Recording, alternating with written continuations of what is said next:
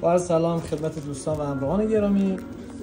آشناتون می‌کنم با یه سری از محصولاتمون، زعفرون دختر پیک یا به اصطلاح عامیانه زعفرون دسته، جنس درجه 1، محصول سرایان. دوم خاکه دسته، در واقع همین زعفران دسته و محتویات اینه که داره ازش میریزه و به اسم خاکه دسته تو بازار خرید فروش میشه.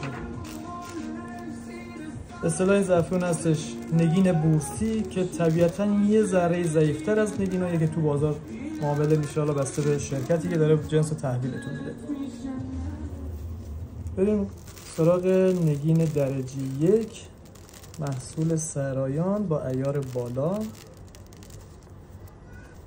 تقدیم میشه اصطلاح بازاری نگین ترمس به این میگن که حالت پرسیه و عذرخواهی میکنم ازتون، نگین نه که پوشال پرسی.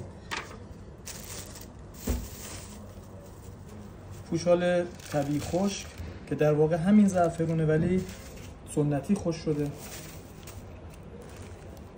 اصطلاح این زعفرون هم هستش زعفرون طبیعی خشک، نگین طبیعی خشک یا همون زعفرون شبه نگین هم بعضی وقتا ازش یاد میشه.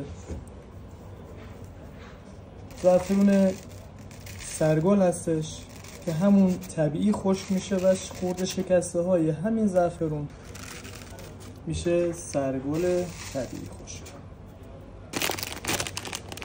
نرمه نگین، علک شده نگین های بورسی که صادرات میشه و جنس سالم و درجه 1.